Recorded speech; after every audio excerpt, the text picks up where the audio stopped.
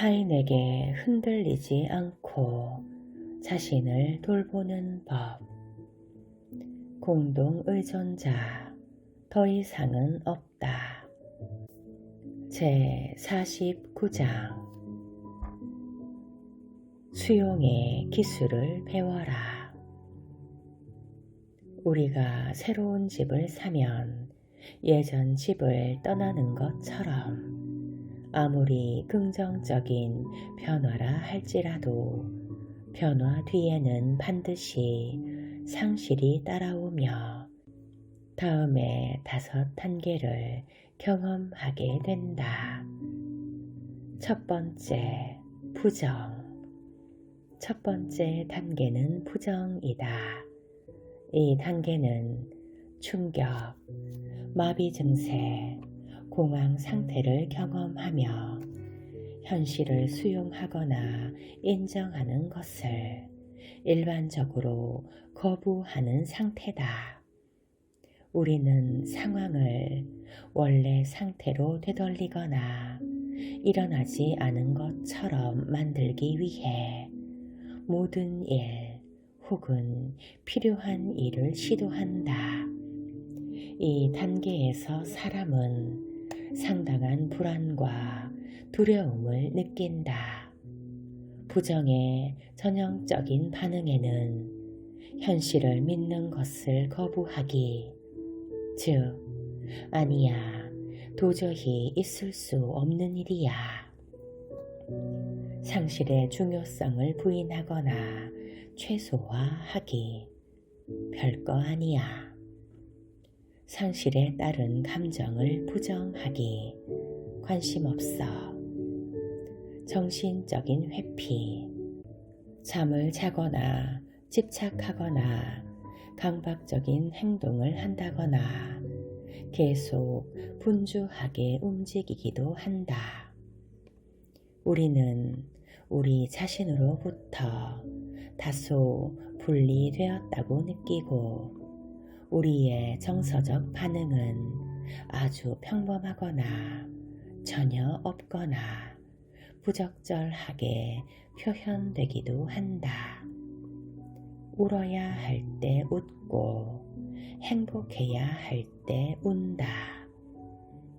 부정의 단계에서 우리는 집착하기, 통제하기, 감정 억누르기와 같은 다양한 공동 의존의 행동을 실행에 옮긴다. 미칠 것 같은 우리의 감정도 부정의 단계와 연관되어 있다고 나는 생각한다. 우리가 우리 자신에게 거짓말을 하고 있기 때문에 미칠 것 같은 느낌을 갖는다.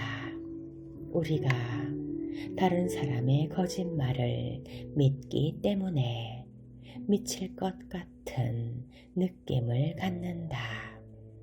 누군가에게 속는 것만큼 우리를 더 빨리 비정상적으로 만드는 것도 없다. 거짓말을 믿는 것은 우리 존재의 가장 핵심적인 부분을 붕괴시킨다. 깊은 곳에 자리 잡고 있는 우리의 본능적인 내면은 진실을 알고 있지만 우리는 그 내면이 우리를 향해 외치는 소리를 외면하면서 그곳에 이렇게 외친다. 네가 틀렸어. 입 닥치고 있어. 상담가인 스콧 에글스톤에 따르면 그런 후에 우리는 자신에 대한 의심을 떨쳐버리지 못하고 근본적으로 우리에게 잘못이 있다고 판단하면서 우리 자신뿐 아니라 내면 깊숙한 곳에 자리한 직관적인 존재를 신뢰할 수 없는 것으로 낙인 찍어버린다. 우리는 어리석거나 고집이 세거나 모자라서 우리가 부정하는 그 어떤 것도 부정하지 못하고 그대로 받아들인다. 우리는 자기 자신에게 의식적으로조차 거짓말하지 않는다. 상담 심리학자인 로엘 라슨은 부정은 거짓말이 아니다. 부정은 당신의 현실을 알지 못하게 한다. 라고 설명했다. 부정은 인생의 괜한 걱정거리다. 부정은 잠자는 것과 같다. 우리가 하는 행동들을 모두 끝마칠 때까지 우리는 자신이 무엇을 했는지 깨닫지 못한다. 우리는 자기 자신에게 하는 거짓말을 어느 정도 실제로 믿는다. 그럴 만한 이유가 있다.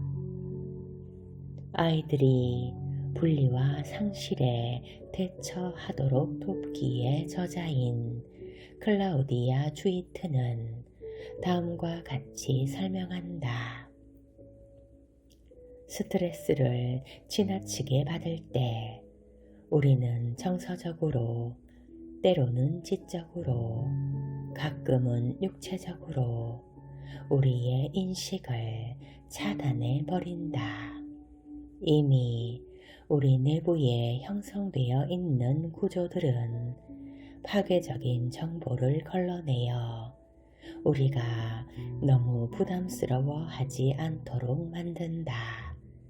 심리학자들은 부정이란 우리가 위협을 받을 때 느끼는 불안을 피하거나 감소시키고 막아내기 위해 사용하는 의식적 또는 무의식적 방어 기제라고 설명한다. 알게 되면 너무 혼란스러운 일들을 인식하지 않기 위해 우리는 부정을 사용한다. 부정이란 영혼을 위한 충격 흡수제라고 할 수 있다. 부정은 고통과 상실 그리고 변화에 대한 본능적이고도 자연스러운 반응이다. 부정은 우리를 보호한다. 우리가 다른 대체 자원을 확보할 때까지 부정은 인생에서 부는 바람을 비껴가게 해준다.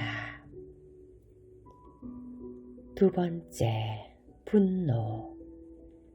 우리가 상실한 것에 대해서 부정하는 일을 그만둘 때 우리는 다음 단계, 즉 분노로 넘어간다. 우리의 분노는 이성적일 수도 그렇지 않을 수도 있다. 우리는 우리의 분노를 정당하게 표출하기도 하고 때로는 무언가와 누군가에게 비이성적으로 우리의 분노를 쏟아붓기도 한다. 우리가 상실해버린 것들 때문에 우리는 자기 자신과 신 그리고 주변의 모든 사람들에게 비난의 화살을 돌리기도 한다. 우리는 상실이 주는 혼란스러움에서 헤어나오지 못한 채 짜증을 내기도 하며 때로는 약하게 때로는 노골적으로 분노를 드러내며 영혼을 뒤흔드는 격한 감정에 사로잡히기도 한다.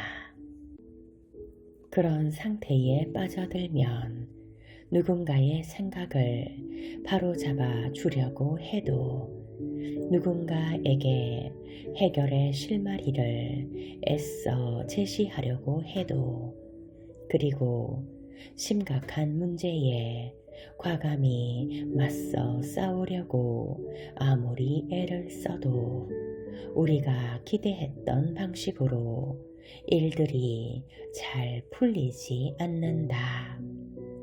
만약 우리가 상황을 부정하고 있다면 현실을 수용하는 단계로 곧바로 나아가지 못하고 분노의 상태에 돌입한다. 그렇기 때문에 우리는 충돌이 발생할 수 있는 주요 직면 상황에 대해 조심스럽게 접근할 필요가 있다. 존 파웰은 내가 누구란 것을 당신에게 말하는 것이 왜 두려울까? 라는 자신의 책에서 다음과 같이 쓰고 있다. 사람들의 삶을 바로 세워주고 그들의 가면을 벗겨내고 그들에게 억압된 진실을 바라보게 하는 직업은 위험하기 짝이 없고 파괴적이기까지 하다.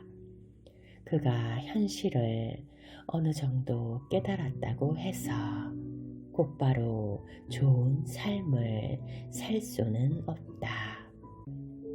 어떤 식으로든 그는 자신의 심리적 조각들을 자기 기만의 형태로 고스란히 유지하려고 한다. 만약 그 심리적 조각들이 그에게서 뜯겨나가는 상황이 일어난다면 과연 어떤 사람이 땅에 떨어진 그 심리적 조각들을 주워주려고 하겠으며 어느 누가 파괴되어 원상복구가 어려워진 그 불쌍한 존재를 원상태로 짜맞추어 주려고 애를 쓰겠는가? 사람들이 오랫동안 스스로 부정해 왔던 진실을 마침내 마주보게 되었을 때 나는 그들이 깜짝 놀랄 만한 폭력적인 행동을 취하는 모습을 목격하기도 했다. 누군가의 개입이 필요하다고 생각된다면 우리는 전문가에게 도움을 요청할 필요가 있다.